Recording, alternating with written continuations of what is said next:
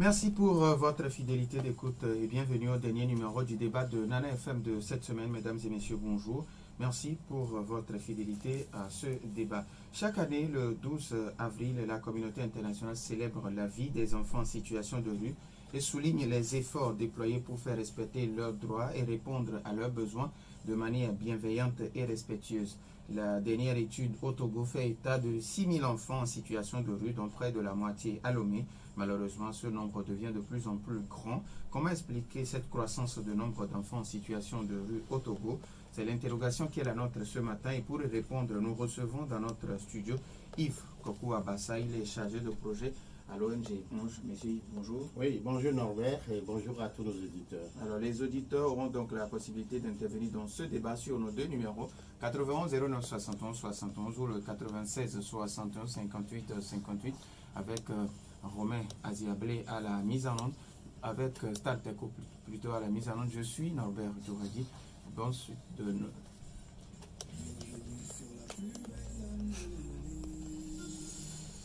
Une fois encore, merci pour votre fidélité d'écoute à Nana FM.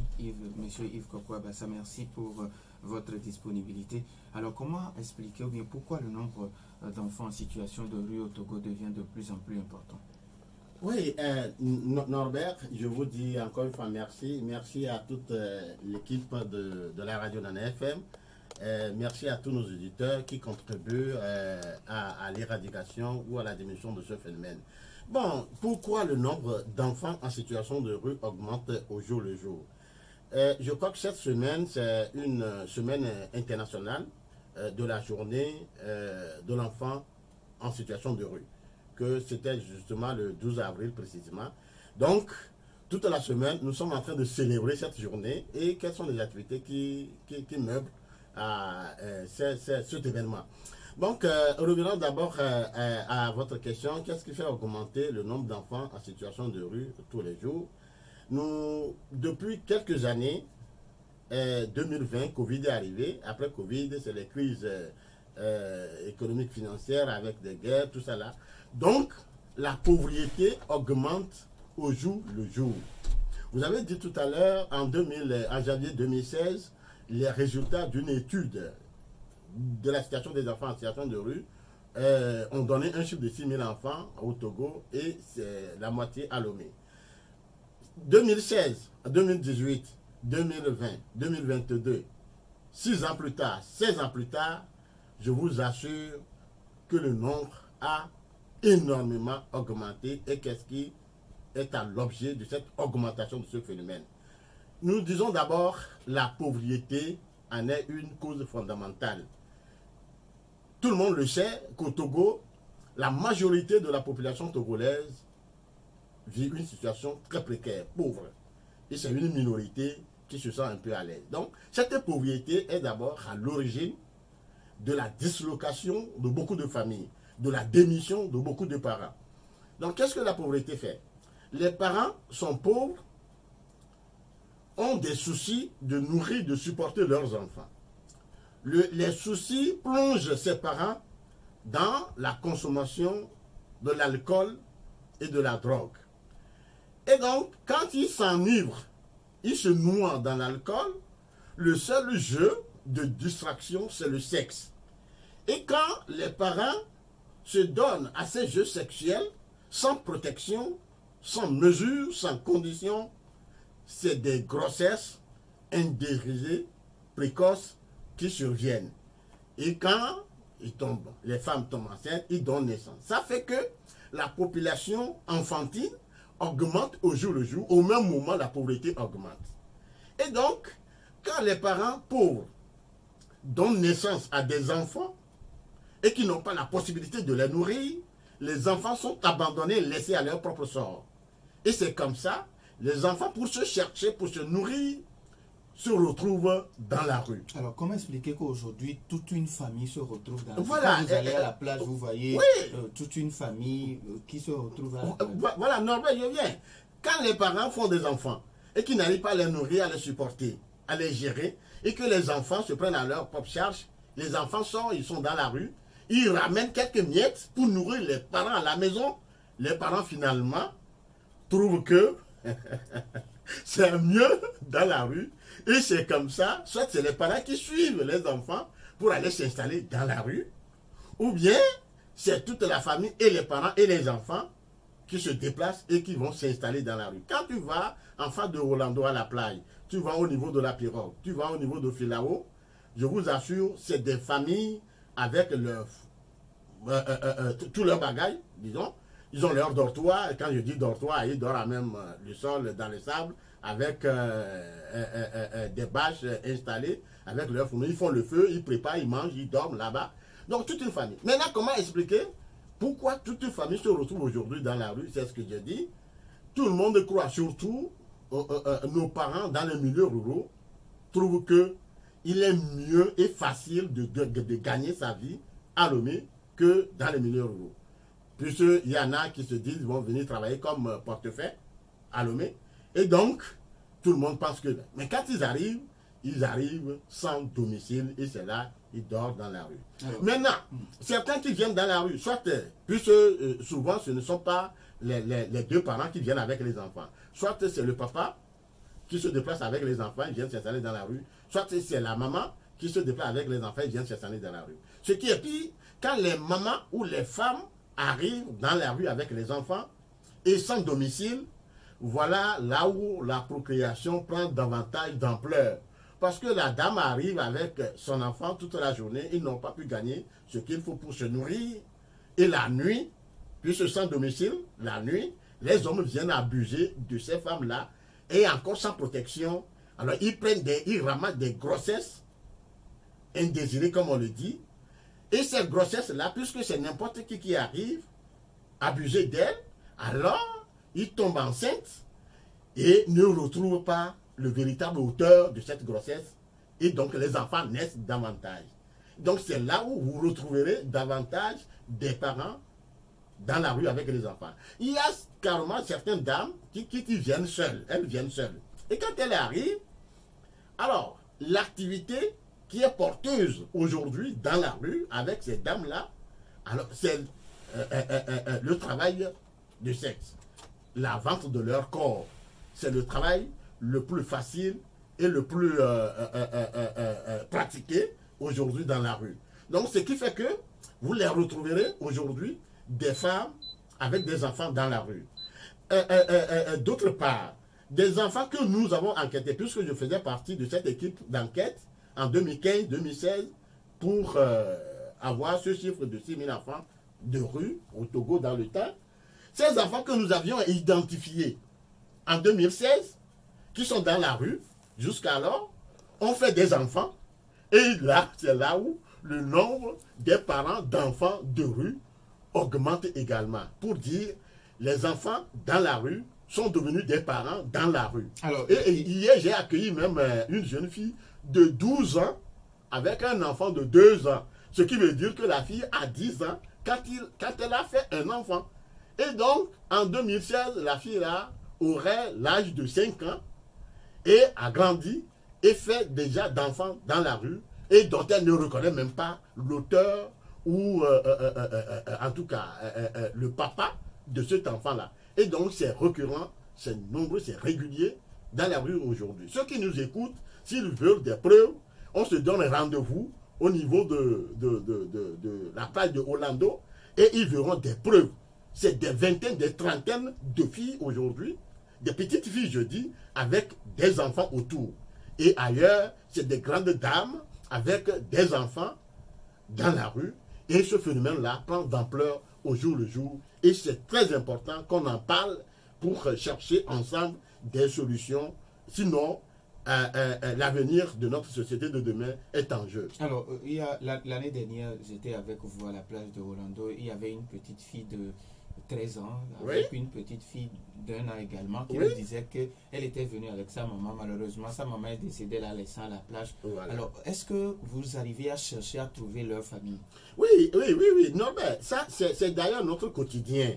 Quand nous allons à la rencontre de ces familles ou de ces enfants, les toutes premières démarches que nous entreprenons, c'est d'écouter d'abord les enfants, les jeunes, avoir les références de leur provenance et aller à la recherche de leurs parents, de leur famille. Et donc, celle dont tu parles, j'ai été à la recherche de ses parents, et c'est dans la préfecture de Yoto, dans le village de Kouvé, par exemple. Donc, j'ai retrouvé la famille élargie, mais la population, nos communautés ne sont pas aujourd'hui prêtes à accepter l'autre qui est en situation difficile, parce que on se dit, on est soi-même en situation difficile, on ne va pas augmenter cette difficulté en acceptant l'autre qui est aussi en difficulté. Donc, on a eu vraiment de véritables problèmes et ils n'ont pas été disponibles et disposés pour accueillir l'enfant et son enfant, puisque c'était un enfant avec son enfant. Et donc après, l'enfant elle est revenue, on a cherché à l'insérer, mais où le placer? Chez nous, par exemple, au centre, c'est des enfants que nous accueillons, mais nous n'accueillons pas des enfants avec leurs enfants. Nous n'accueillons pas des parents, des enfants mères, nous n'accueillons pas des enfants mères. Ça fait que la réinsertion de ces enfants parents reste toujours très compliquée et difficile. Alors, dans ce cas, quelle est la responsabilité de l'État dans tout ça? Oui, bon, quand nous parlons de la responsabilité de l'État, souvent quand on me pose ces questions par rapport à ce que l'État fait, par rapport à ça, je dis, l'État entreprend beaucoup de démarches dans ce sens. Par exemple, quand nous prenons notre ministère de l'Action sociale, à un demandement que nous appelons la Direction Générale Protection de l'Enfance. Direction Générale Protection de l'Enfance est là. Nous avons CROPEDI, le centre d'orientation de prise en charge des enfants en situation difficile, CROPEDI qui est ligne verte. C'est des programmes que l'État a mis en place pour identifier, récupérer et prendre en charge ces cas de situation autour. Donc je vois que l'État en fait. Maintenant, ceux qui s'engagent, je dirais également, dans toutes les préfectures, il y a des directions préfectorales de l'action sociale. Dans toutes les régions, il y a les directions régionales de l'action sociale. Dans des communes ou dans des villages, il y a le centre des services sociaux qui normalement prennent en charge ou sont en contact avec ces cas-là pour les prendre en charge. Quand nous prenons notre quartier, Lomé par exemple, nous sommes à Noukafou et nous avons le siège d'un service social à Noukafou qui s'occupe de ces cas. Donc voilà les dispositions que l'État a mis en place pour. Sauf que les moyens, je dis souvent, les moyens sont limités pour arriver efficacement à ces prises en charge. C'est pourquoi parfois on nous demande qu'est-ce que nous proposons aujourd'hui ensemble avec l'État. Et souvent quand nous parlons de l'État, c'est nous-mêmes. C'est nous-mêmes. Et donc je crois que l'État fait ce qu'il peut faire. Des organisations internationales comme l'UNICEF, Handicap International et les autres institutions, ils font ce qu'ils peuvent faire et nous faisons ce que nous pouvons faire aussi. Mais chacun fait ce qu'il peut faire pour. Sauf que la pauvreté augmentant au jour le jour et que la demande est de plus en plus forte et que les moyens sont limités, ça pose problème. Alors, ce qui veut dire que nous aurons toujours des enfants dans la rue? Bon, les enfants dans la rue, nous en aurons tous les jours jusqu'au moment où des mesures correctes et adéquates seront prises pour diminuer, freiner ce phénomène. Tant que des mesures correctes ne sont pas prises, ce phénomène va augmenter au jour le jour. Tel que je l'ai dit, la pauvreté qui est là, les parents qui se noient dans le sexe et qui fabriquent des enfants n'ayant pas de moyens pour les supporter, les nourrir. La pauvreté, ça existera toujours. Les enfants en situation de rue existeront toujours. Les familles en situation de rue existeront tous les jours. Maintenant, ce qui est essentiel dans ces journées que nous célébrons, c'est comment réfléchir ensemble, trouver des solutions, comme je le dis, correctes, adéquates, précises, pour diminuer ce phénomène, pour diminuer la pauvreté dans nos communautés. Entre-temps, sur ce plateau, j'avais fait des émissions sur l'entrepreneuriat que l'État a commencé par développer à travers le programme national ou le plan national de développement qui sont dans nos régions, dans nos préfectures, dans nos communes. Vous voyez, c'est déjà des démarches qui sont en train d'être prises et qu'on doit œuvrer ensemble pour son avancement. Alors, avant de donner la possibilité aux auditeurs, aujourd'hui, vous avez combien d'enfants dans vos deux centres? Dans nos deux centres, nous avons 90. Nous avons 42 au centre qui est à Lomé. Et à Pomé, nous avons 45, 47 de l'autre côté. Aujourd'hui, nous avons une autre antenne à la commune Yoto 2, dans la préfecture de Yoto, où nous enregistrons encore beaucoup d'autres cas. 91 09 71 71 ou le 96 61 58 58. Comment expliquer le nombre croissant d'enfants en situation de rue? C'est l'interrogation qui est la nôtre ce matin. Donc les auditeurs, vous avez maintenant la possibilité après la pause. Retour dans le studio 91 09 71 71 ou le 96 61 58 58. Nos auditeurs maintenant la possibilité. Nous avons un premier auditeur en ligne. Nana FM, allô? Allô? Oui, allô? Oui, Tata Raguel, bonjour. Bonjour, monsieur Lambert. Oui, comment allez-vous? Je salue l'invité. Je vais bien. Je salue l'invité. Je salue la pyramide auditeur, auditrice. Bon, notre invité, je l'ai assez écouté dans les radios. Bon, et bien de dire que les enfants ne vont jamais finir dans les rues.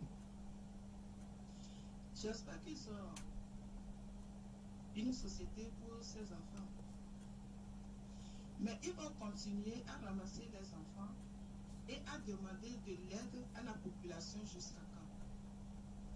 Si parmi les enfants, il y a ceux qui sont grands, qui peuvent travailler, ils n'ont qu'à, dans leur société-là, ils n'ont qu'à déposer les enfants chez les gens, ceux qui cherchent des aides de maison, dans les marchés et partout.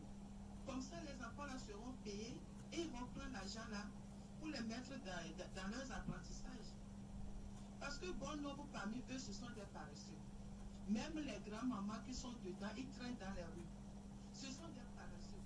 Si vous ne les apprenez pas eux-mêmes à chercher, à manger, et tout le temps vous êtes derrière eux, qu'ils sont 80, ils sont 100, ils sont 1000 là.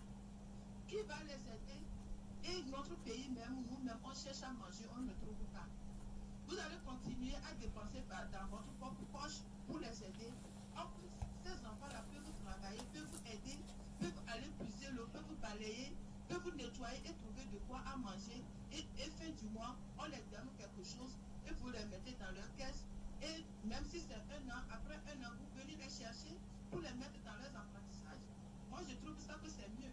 Sinon, là, les enfants de rue, là, il y a ça avant ma naissance et ça ne finira jamais. Est-ce que vous allez continuer à les ramasser jusqu'au jour que vous allez quitter sur cette terre, monsieur? Merci beaucoup.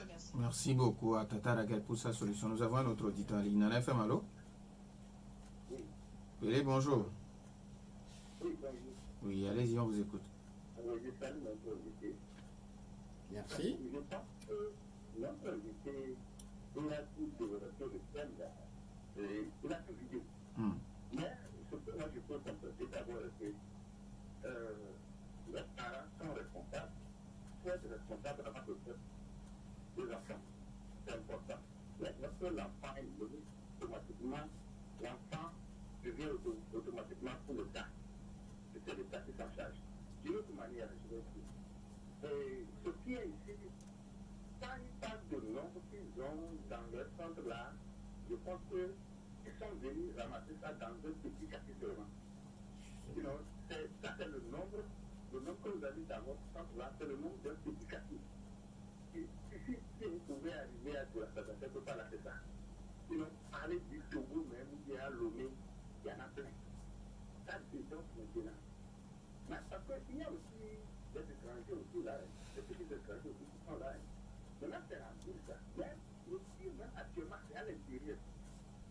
À l'intérieur, c'est pire encore. Parce qu'on a vu la ville, donc on trouve un peu à manger. Mais ici, c'est à l'intérieur, je ne sais pas comment vous fonctionnez de ce côté. Maintenant, ce que je vous ai dit, au niveau de l'État, je pense que l'État est défaillant.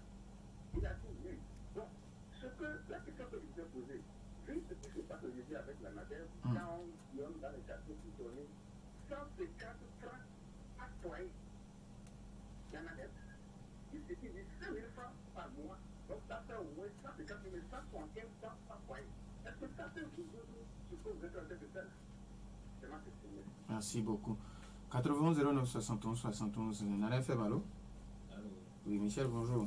Oui, bonjour, monsieur Nabel. Oui, allez-y, on vous écoute. Bonjour, notre invité. Oui, bonjour, monsieur. Je crois que cette histoire d'enfants de la rue, c'est l'irresponsabilité de certains parents. Et monsieur Nabel, on ne va pas tout le temps tirer sur l'État. Mais l'État, c'est qui? L'État, c'est nous tous.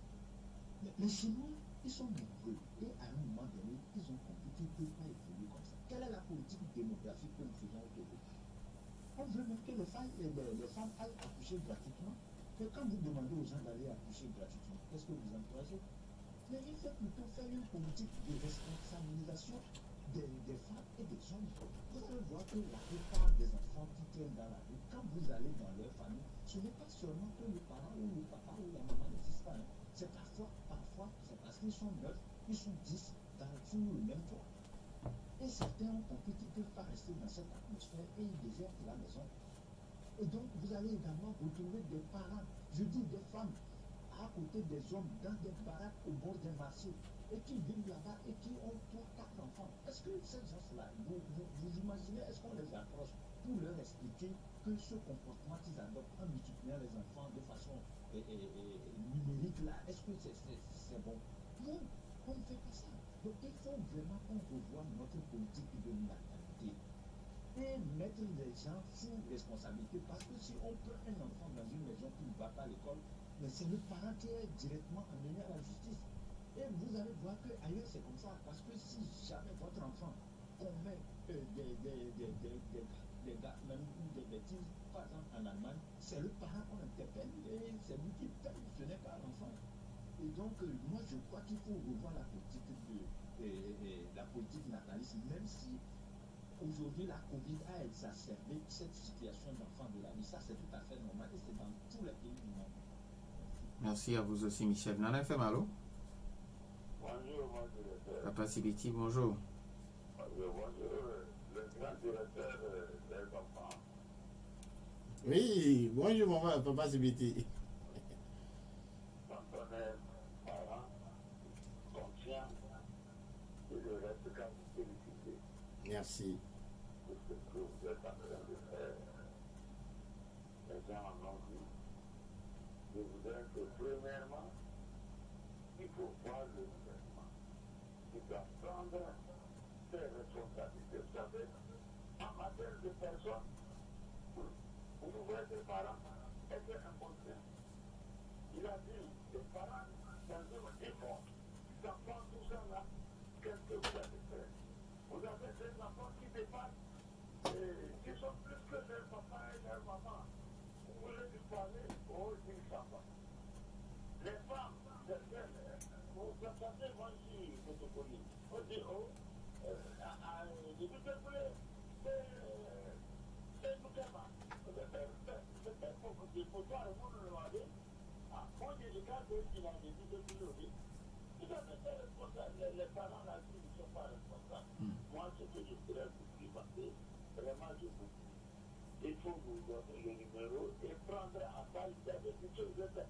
Aujourd'hui, vous avez des femmes qui dorment dans les dépotoirs. Il y a avant-hier là, sur les réseaux sociaux, une femme qui a perdu son mari et avec 3 enfants sur abonnés dans ce dos-là.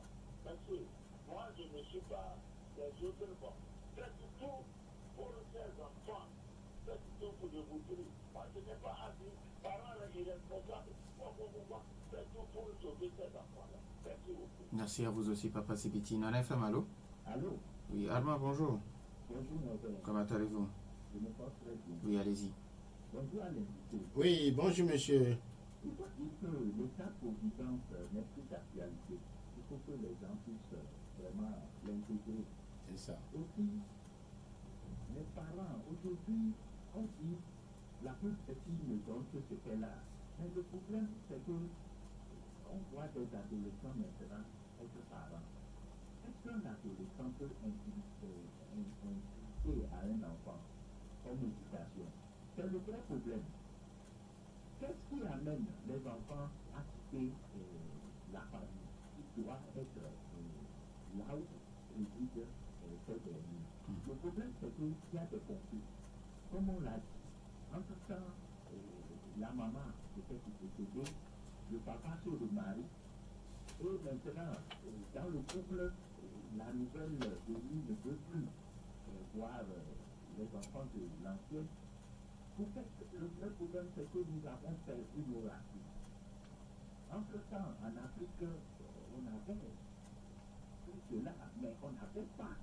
On ne pouvait pas avoir ce constat d'enfants de la rue, tout simplement parce que c'est une communauté. Aujourd'hui, nous ne sommes plus en communauté. Chacun pense à soi-même. Quand on sort, on dit moi, ma femme et mes enfants. C'est le vrai problème. Parce que toi, ta femme et tes enfants, le jour où tu n'es pas là, qui va s'occuper de tes enfants? Or, avant, dans nos villages, nous n'avons pas de problème. Si tu n'es pas là, la communauté continue à s'occuper de tes enfants. D'accord. Vraiment, il faut voir nos valeurs surtout. Nous avons un autre auditeur. Il n'a fait mal. Allô, bonjour. Monsieur Garo, bonjour. Oui, bon, moi, ma proposition, je voudrais demander au monsieur, c'est par exemple, vous confiez ces enfants-là à la mission catholique. Bon, peut-être que vous aidez les enfants à devenir sœurs ou prêtres. Merci, bonne journée. Merci et bonne journée à vous aussi, monsieur Garo. 91 09 71 71 ou le 96 61 58 58. On peut prendre encore un dernier auditeur. Nana fait mal. Madame ici, bonjour. Oui, les enfants de oui. Oui. Lorsqu'on débat toute la vie, au lieu d'aller travailler pour notre dignité, nourrir nos enfants, développer le pays, on est là à débattre et les parents sont appauvris, les enfants versent dans les rues pour survivre sans école aussi. Voilà à quoi on est confronté au Togo. La France a des relais de clochards pour des raisons diverses, mais pas d'enfants de rue, parce que il y a des allocations pour les enfants, pour qu'ils aillent à l'école, ils sont gâtés. Il n'y a pas cette histoire d'enfants de rue. Mais des clochards, oui. Et puis, ça n'existe qu'en Afrique, cette histoire-là. Moi, je dis que le Togo est l'ordre de l'humanité. On n'est pas nombreux, le pays est immensément riche, qu'il ne doit pas y avoir cette histoire à l'enfant de rue. Il y a pas avec ce cahier au Togo. Et puis voilà. Il faut que les gens alternent pour qu'on évolue. Merci beaucoup. Merci beaucoup à madame ici. Nana FM, allô? Oui, bonjour. Merci Dadido Gomé, bonjour. Bonjour à votre invité. Oui, bonjour monsieur. Je voudrais lui poser une question. Oui. Il nous a parlé des causes, beaucoup de causes qui font que nous avons les enfants dans les rues. Mais les solutions qu'il aborde ou qu'il préconise, moi je ne les ai pas entendues. Et permettez aussi que je ne sois pas du tout d'accord avec ceux qui disent de ne pas impliquer l'État-providence n'existe plus. Non. C'est l'État qui doit donner le là. Et par là, si l'État n'intervient pas, comment est-ce qu'un individu seul, quel que soit le patrimoine dont il dispose, peut faire face à ce phénomène immense? Il faudrait que l'État prenne des dispositions d'abord et que les gens de bonne volonté les aident comme anges. Merci. Donc, il ne faudrait pas que, excusez-moi, et les gens parlent de ne pas tout mettre sur le dos de l'État. C'est l'État, le père de famille, c'est lui qui doit prendre d'abord le problème en charge et désigner ensuite les fils et habilités à l'aider. Merci, bonne journée. Merci et bonne journée à vous aussi. Je pense qu'on ne va plus prendre d'auditeurs. On va donner maintenant la possibilité à notre invité de répondre. Alors, monsieur Yves, avant de répondre à la question de nos auditeurs, il y a un phénomène qui se passe aujourd'hui au niveau des feux tricolores. Vous voyez des femmes qui sont à l'ombre au niveau des arbres et qui amènent leurs enfants, ou les enfants sont en train, ou bien sont obligés de se faufiler entre les véhicules pour commander de l'argent. Est-ce que vous êtes déjà allé parler à ces femmes aussi? Oui, Norbert, je dis d'abord merci à tous nos auditeurs et à tous les intervenants. Le problème dont nous parlons, c'est un problème à intérêt commun. C'est un danger public auquel nous nous affrontons. Je rappelle que le samedi dernier, j'ai eu un message dans lequel on dit les Nigériens, les Ibo, ont pris 42 enfants, dont 18 filles, 22 garçons. Que la frontière, la douane d'Anéro a arrêté. Vous voyez, ces 42 enfants-là sont des enfants de qui? C'est là je reviens pour dire, c'est des responsabilités attribuées à chacun de nous. Les responsabilités ne sont pas seulement pour les parents, mais les responsabilités sont partagées. Les parents, nos communautés et l'État. Quand je parle d'abord des parents, si les parents négligent ou démissionnent et que les enfants se retrouvent dans la rue, c'est un danger pour la communauté. Les enfants qu'on a arrêtés, bon, je n'ai pas encore vérifié les informations, mais si c'est vrai, les 42 enfants là, c'est les enfants de qui? Donc ça peut tomber sur toi, ça peut tomber sur n'importe qui. C'est là la lutte doit être une lutte commune. Donc les enfants que tu rencontres dans la rue ne sont pas tes enfants et donc ne te regardent pas, ne te concernent pas. Mais peut-être c'est ces enfants de rue qui vont entraîner toi tes enfants que tu encadres dans la maison un jour. Ou c'est ces enfants-là qui vont devenir des brigands, des voleurs, des braqueurs qui vont t'attaquer un jour. C'est là où le problème, les responsabilités sont aux parents, aussi les responsabilités sont à nos communautés, à n'importe qui. Et maintenant, les dernières responsabilités, c'est l'État. Donc, et les parents, et les communautés, et l'État. Ça, je remercie nos auditeurs qui ont intervenu tout à l'heure pour nous aider, pour apporter leur rapport. Maintenant, revenons à la question de ces enfants et jeunes ou parents qui sont au feu tricolore.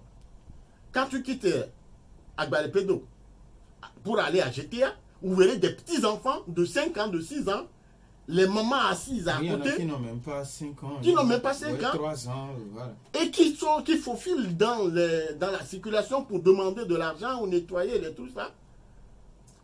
Ailleurs, en tout cas au niveau de tous les feux tricolores au Togo aujourd'hui, vous verrez.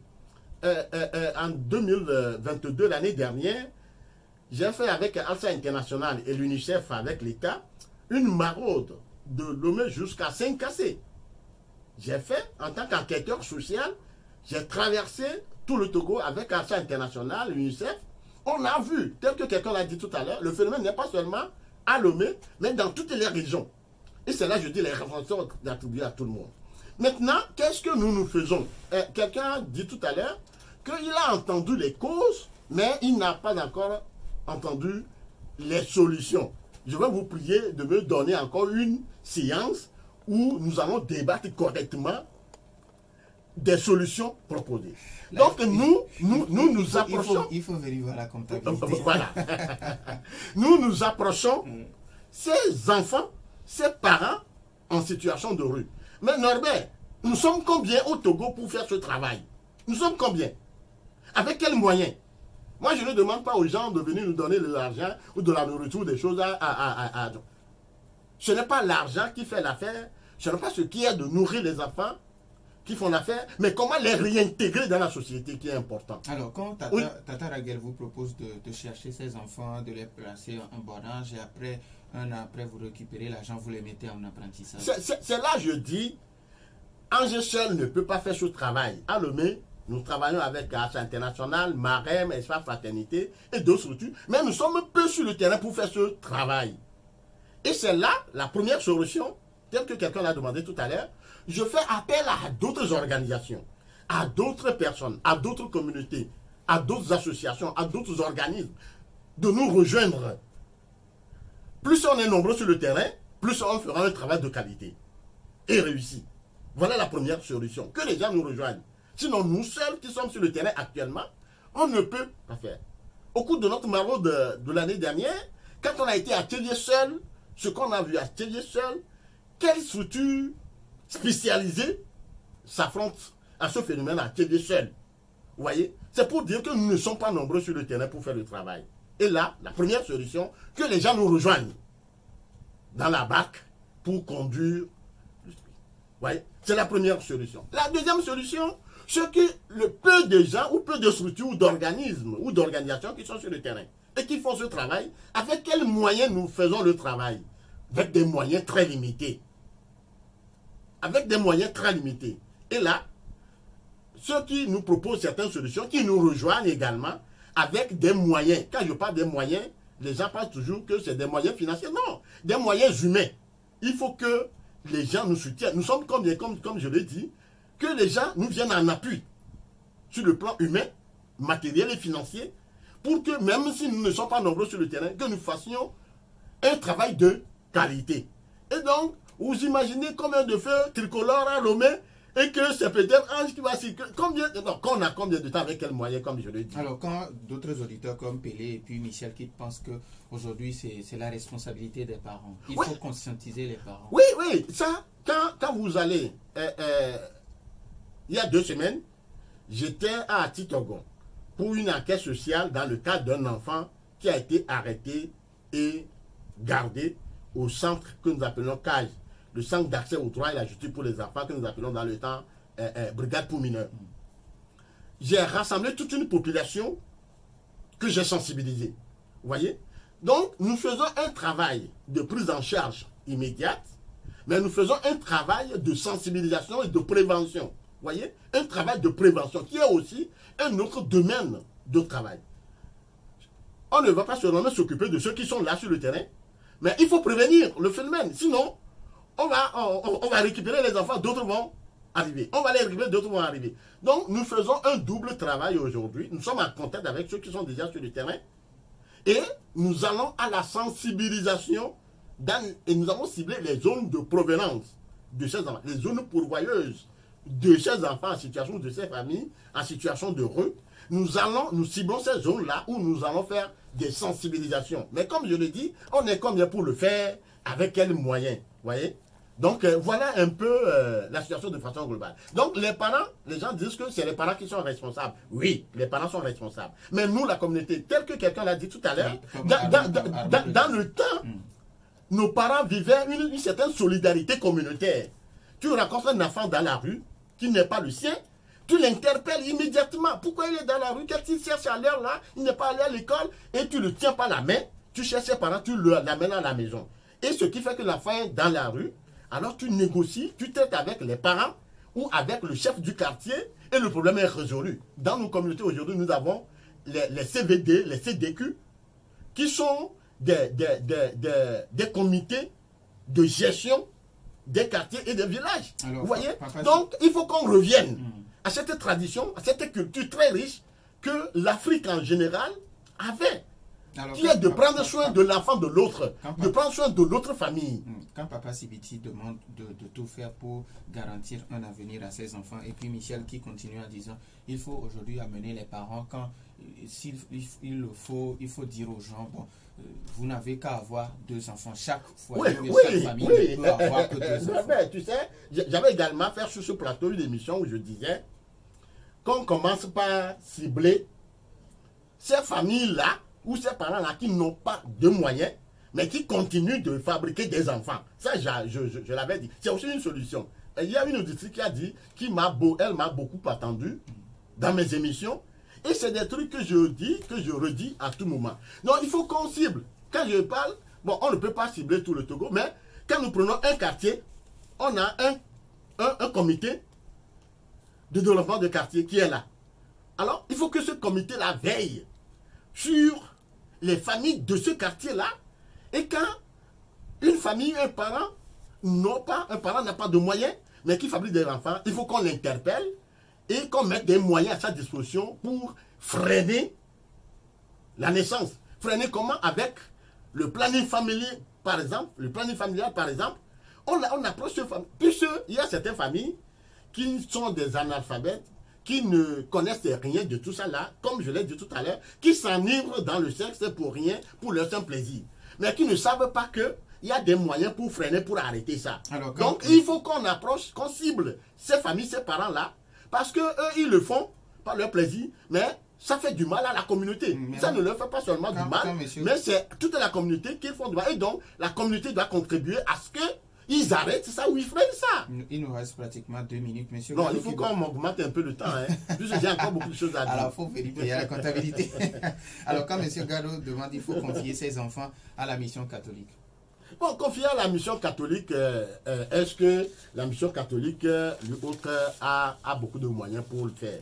Ça, c'est une belle solution. La preuve est que la mission catholique de Kégué, par exemple, quand je parle, je donne des exemples précis. La mission catholique de Kégué s'est référée au chef du quartier de Kégué qui nous a référé un enfant il y a seulement quelques jours. C'est pour dire que l'Église catholique est là, les autres confessions religieuses sont là, tout le monde fait ce qu'il peut faire, vous voyez, mais ne peut pas aussi tout faire au même moment. Tout le monde peut faire quelque chose, mais ne peut pas tout faire au même moment. C'est pourquoi l'essentiel de ces émissions, pour éveiller chacun de nous à prendre part dans tout ce qu'il faut faire pour que ce phénomène puisse se freiner. Je dis, tout le monde a sa part à faire.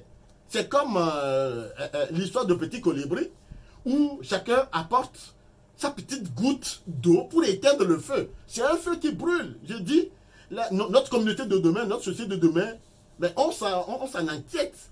Donc que chacun apporte une petite goutte d'eau pour éteindre le feu. Sinon, toi qui roules dans ta bagnole, dans ta grosse voiture, tu dors dans des immeubles climatisés, tout ça là, tu dis ça ne te concerne pas. Tu sors avec ta belle voiture et on va te la casser une petite nuit.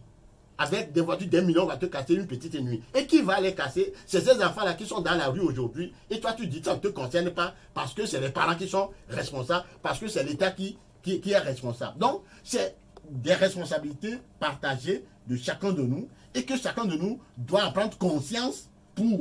Nous disons merci à Yves Koko Abassa, chargé de projet. Merci à vous. À l'ONG.